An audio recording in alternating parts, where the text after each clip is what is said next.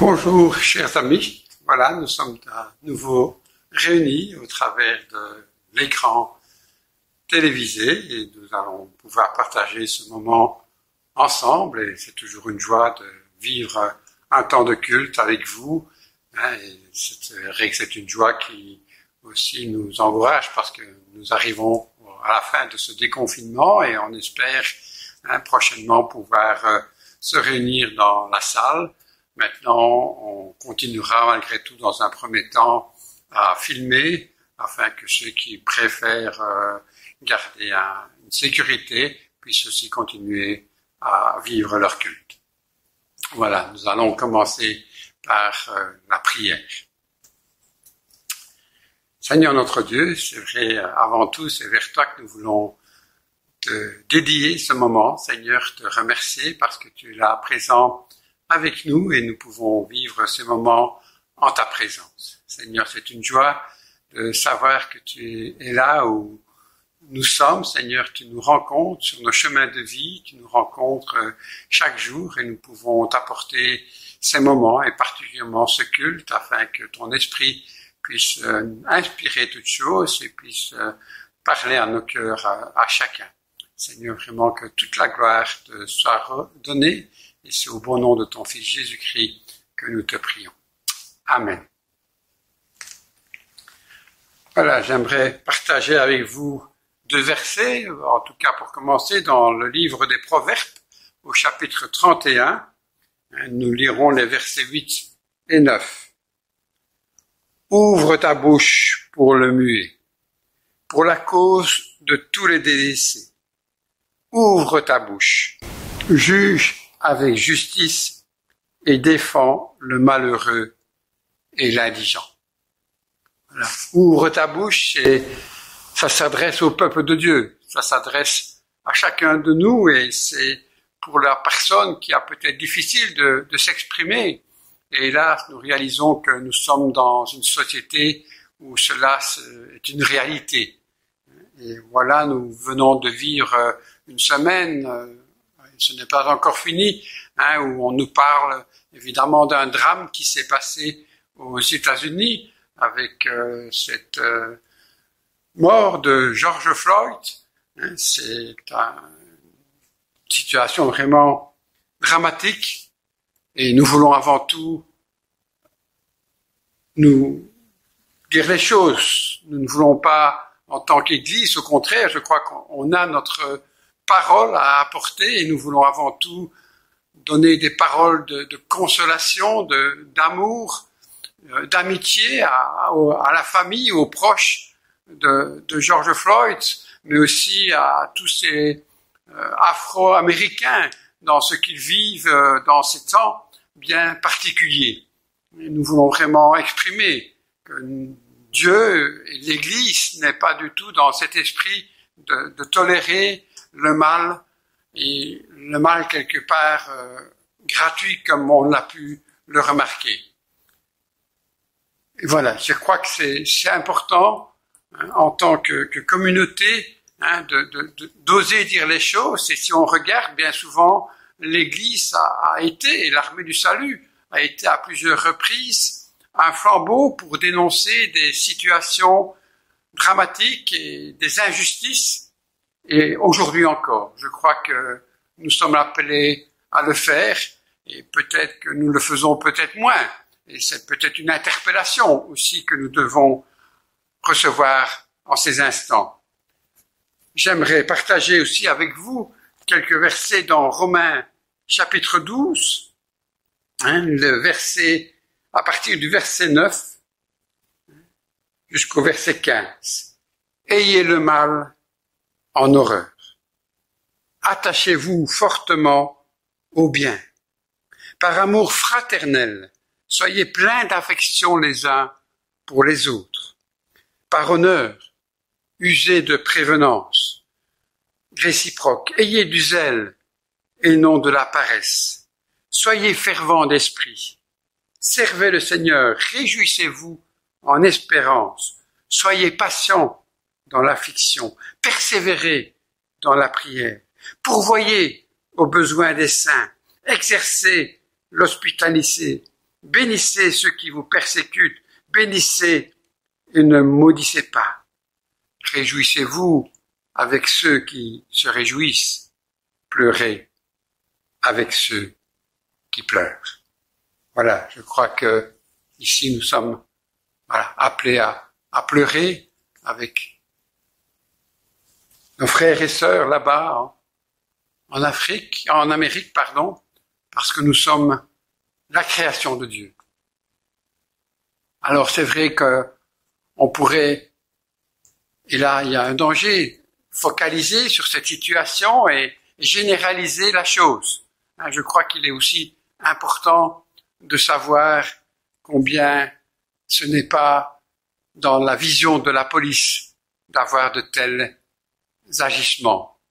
J'ai pu contacter un ami qui est membre de la police ici en Belgique et je lui ai demandé mais comment vivez-vous cela et il dit mais on en parle entre collègues et on trouve cela affreux, incompréhensible et honteux quelque part. C'est une honte pour notre mission parce que nous sommes policiers et tout au travers du monde, c'est tous les policiers qui sont salis et pourtant c'est pas du tout notre mission. Notre mission est là pour aider, pour secourir et on se sent vraiment blessé et je me dis que là aussi soyons prudents et au contraire prions pour ces hommes, pour ces femmes qui sont sur le terrain, qui ont cette mission, cet engagement de protéger la population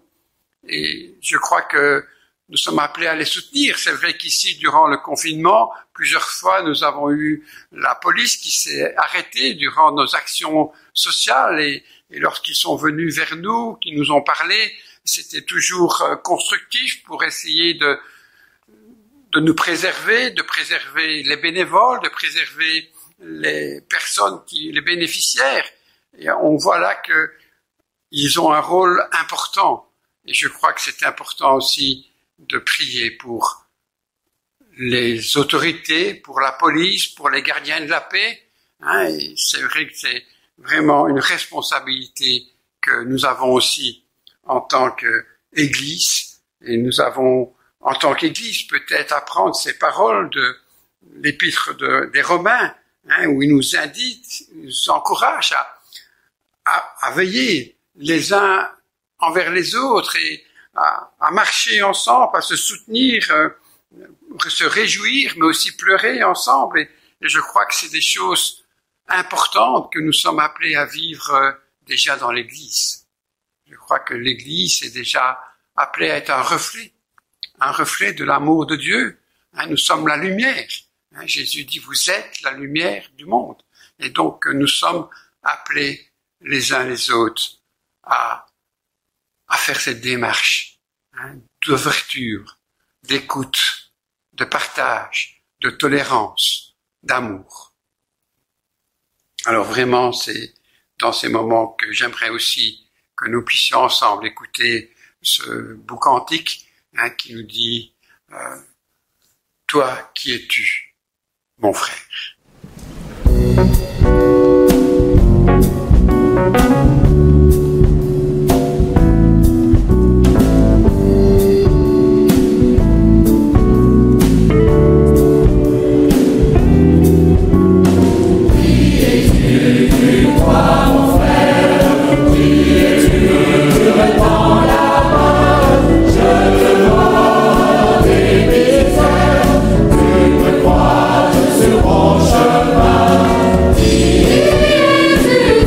Master.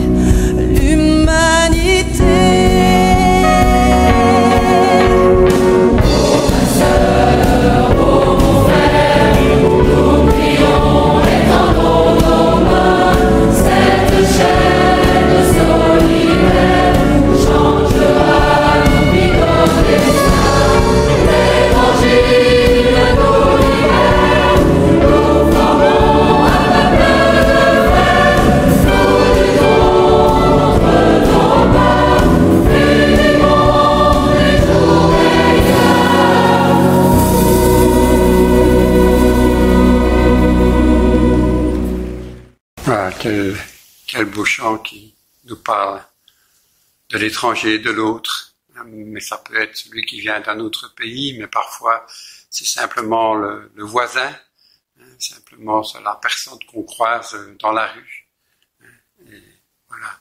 Rappelons-nous que nous-mêmes, la parole dit que nous sommes étrangers, passagers sur la terre. Nous ne faisons que passer, et je crois que Dieu a vraiment pour nous une vision bien plus large. Mais voilà, il nous connaît et il nous met en garde parfois parce qu'il veut que nous exprimons l'amour et il veut nous interpeller parfois au travers de sa parole. J'aimerais qu'on lise ensemble dans l'épître de Jacques, au chapitre 2. Nous lirons les 9 premiers versets. Jacques, chapitre 2, les 9 premiers versets. Mes frères,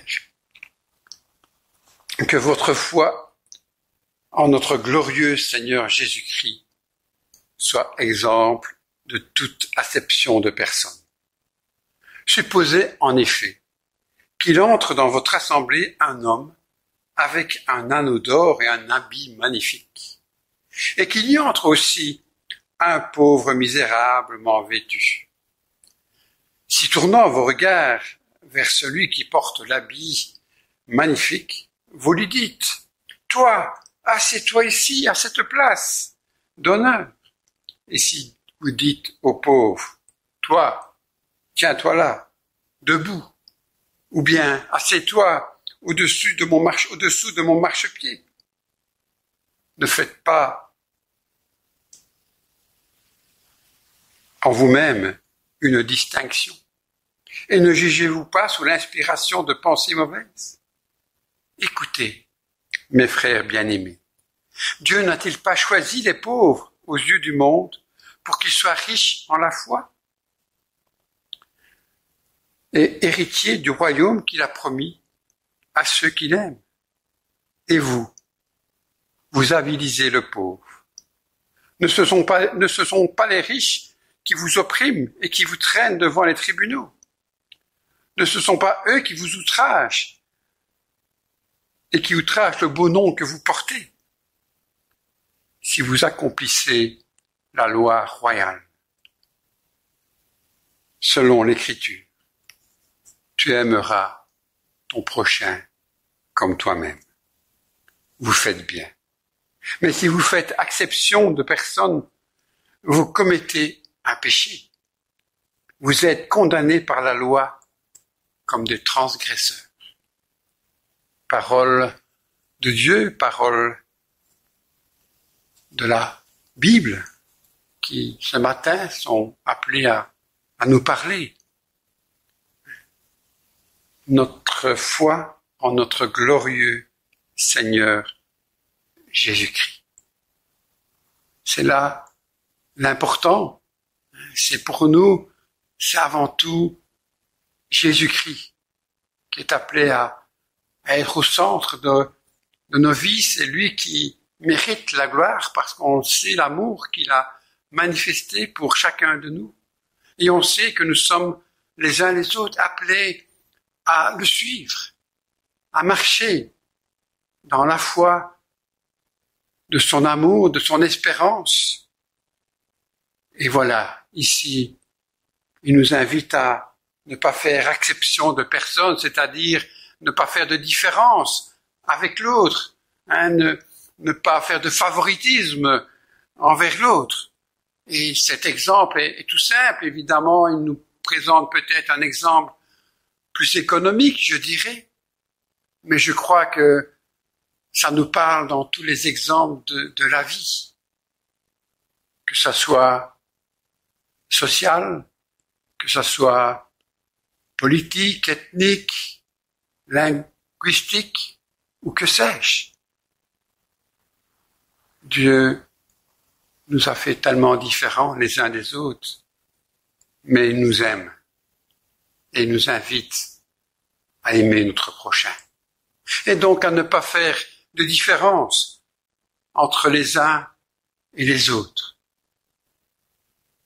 Et on peut se poser un peu les questions, qu'est-ce Qu'est-ce qui déplaît à Dieu si on a ces attitudes de mépris ou de favoritisme, d'injustice? Parce que je crois que voilà, disons les mots. Alors je crois que c'est important, c'est avant tout, c'est offenser Dieu en tant que créateur. Lui qui a créé toutes choses. Et on les lit dans le livre des Actes, au chapitre 17, le verset 24 à 27. Le Dieu qui a fait le monde et tout ce qui s'y trouve, étant le Seigneur du ciel et de la terre, n'habite point dans des temples faits de mains d'hommes. Il n'est point servi par les mains humaines, comme s'il avait besoin de quoi que ce soit. Lui qui donne à tous la vie, la respiration et toutes choses. Il a fait que tous les hommes, sortis d'un seul sang, habitassent sur toute la surface de la terre. Ayant déterminé la durée des temps et les bornes de leur demeure. N'est-ce pas important de prendre conscience que Dieu a créé tous les hommes du même sang, de la même source. Et donc, quelque part, si on fait du favoritisme ou si on rejette l'un, est-ce qu'on réalise qu'on rejette une partie de Dieu? Parce que Dieu nous a créés tous tellement différents et il nous invite à vivre sur toute la terre avec nos différences, mais aussi à s'aimer les uns les autres. Faire une différence, quelque part, c'est dire à Dieu, tu aurais dû faire tous les hommes identiques. Tu aurais dû faire tous les hommes comme moi. Mais c'est pas du tout le plan de Dieu. Le plan de Dieu a créé tous les hommes dans leurs différences. Et il n'est pas question que l'un ou l'autre soit moins bon ou ait moins de capacité. Donc c'est important de se dire, voilà, ça blesse Dieu. C'est un manque de respect dans la création de Dieu. C'est important. On peut se dire aussi que c'est spirituellement quelque chose de fort. Si on lit dans l'épître de Jean, le chapitre 2, le verset 11. Mais celui qui est son frère est dans les ténèbres. Il marche dans les ténèbres et il ne sait où il va, parce que les ténèbres ont aveuglé ses yeux. Celui qui est son frère, celui qui rejette son frère, qui fait une différence avec son frère, est dans les ténèbres. Est-ce qu'on est conscient de l'impact de cette attitude par rapport à l'autre que Dieu met sur ma route? Si je le méprise, si je suis injuste envers lui, si je le haïs, c'est que je suis dans les ténèbres. Je suis aveuglé parce que je ne vois pas le plan de Dieu. Je ne comprends pas, je ne vis pas ce plan de Dieu qui m'invite à aller vers l'autre, à aimer l'autre, à respecter l'autre, à accueillir l'autre.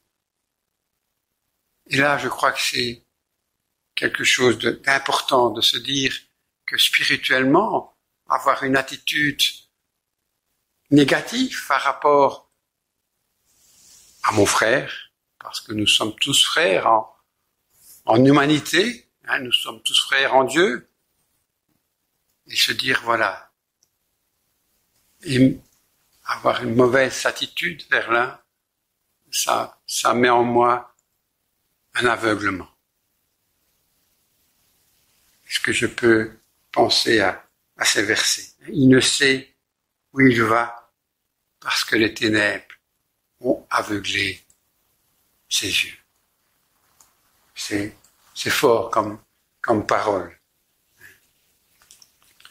Faire la différence avec l'autre, c'est aussi prendre position contre le commandement de Dieu. En Matthieu, chapitre 22, au verset 36 à 39, il nous est dit, « Maître, quel est le plus grand commandement de la loi ?» Jésus lui répondit, « Tu aimeras le Seigneur ton Dieu de tout ton cœur, de toute ton âme et de toute ta pensée. » C'est le premier et le plus grand commandement. Et voici le second qui lui est semblable. Tu aimeras ton prochain comme toi-même. De ces deux commandements dépendent toute la loi. La loi de Dieu est l'amour. L'amour vers Dieu, l'amour du prochain et l'amour de nous-mêmes. Et se dire l'amour du prochain. Le prochain, c'est celle que je rencontre, que je croise, que je côtoie. Ne pas exprimer un manque d'intérêt, être injuste, faire du favoritisme, m'engage et fait que je désobéis à la loi de Dieu, à cette loi de l'amour. Cette loi que que Jésus lui-même a synthétisée dans cet amour pour Dieu et dans cet amour pour le prochain comme soi-même. N'est-ce pas interpellant de se dire que si je fais une différence avec mon frère, je n'obéis pas à cette loi, je ne vis pas la loi de Dieu. Dieu va loin dans les attentes qu'il a de chacun de nous. Oui, je sais que, et c'est mon cas aussi, il se peut que des personnes nous déçoivent, nous attristent, nous choquent, nous blessent. Mais Dieu nous rappelle, tu aimeras ton prochain. Et dans cet amour, on sait qu'il y a le pardon, la miséricorde, la réconciliation. Combien on a besoin de cet esprit de Dieu pour vivre cela.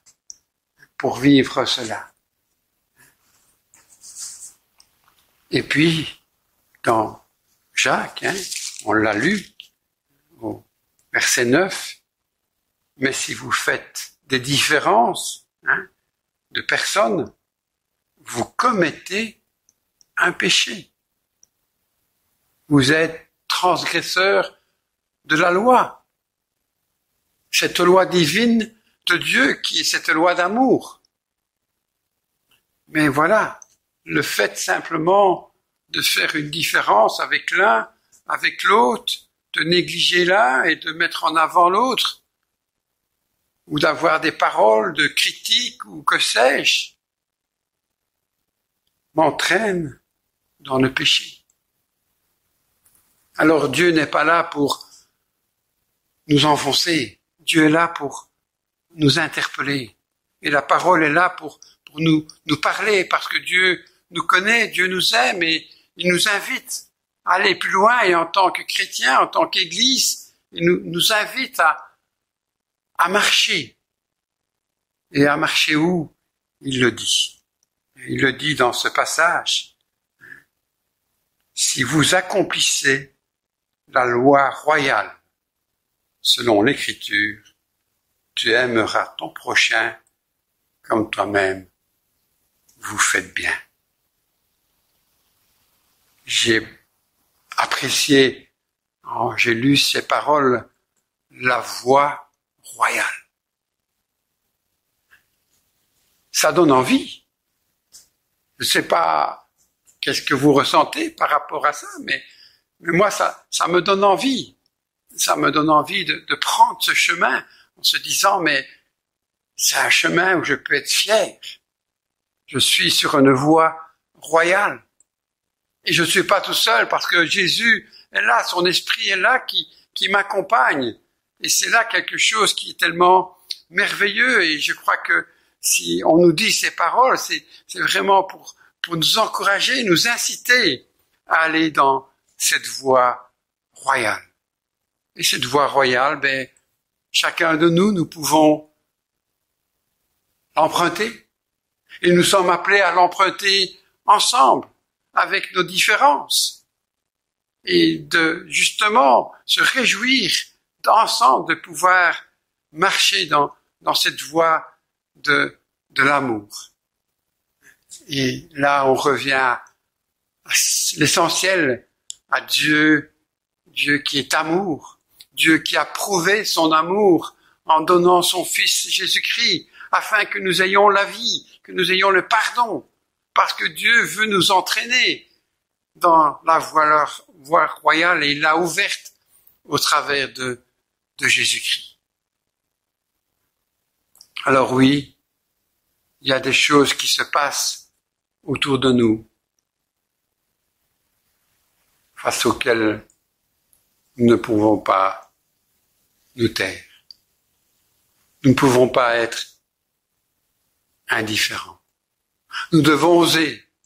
Même si je sais que on va me dire que dans cette société d'aujourd'hui, si vous faites une remarque à quelqu'un, il peut réagir, mais voilà. Si on le fait dans le nom de Jésus et avec des paroles de sagesse, Dieu est là avec nous sur cette voie royale. Il nous accompagne. Et là, c'est quel bonheur de marcher avec lui. On le chante dans un de nos cantiques. Quel bonheur de marcher avec lui. Marcher avec lui, mais oui, c'est cela, c'est marcher dans la voie royale, dans la voie de l'amour du prochain, et d'être vigilant à ne pas faire de différence avec l'un, avec l'autre, d'avoir un cœur qui accueille, qui pardonne, qui aime, mais aussi oser dire et dénoncer des choses qui ne sont pas normales. Alors qu'ensemble, nous puissions marcher dans la voie royale. Je vous invite à prier. Seigneur, merci pour ton amour. Merci pour ta présence. Merci parce que nous pouvons compter sur toi et nous pouvons nous engager dans cette voie royale. Oui, nous reconnaissons que nous avons des manquements, des faiblesses, parfois des paroles ou des attitudes qui ne sont pas à ta gloire, mais tu veux nous aider à marcher dans cette voie de l'amour du prochain, de l'amour du frère, de la sœur.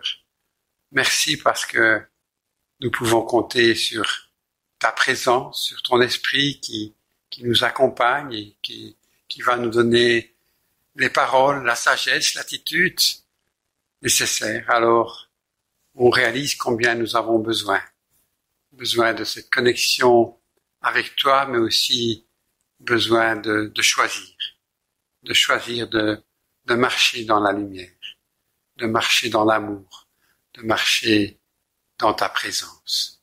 Merci d'être là, de nous accompagner non seulement dans cette journée, mais aussi dans cette semaine qui est devant nous. Merci de pouvoir nous appuyer sur toi et merci de ta grâce et que ta bénédiction repose sur chacun et chacune dans le bon nom de Jésus-Christ. Amen.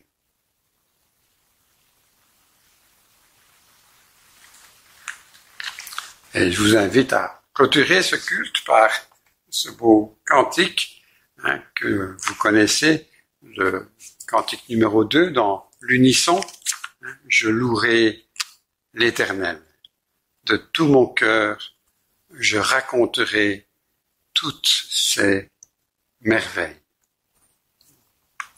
Dieu voit les opprimés. Il est leur abri, leur refuge au temps des grandes détresses.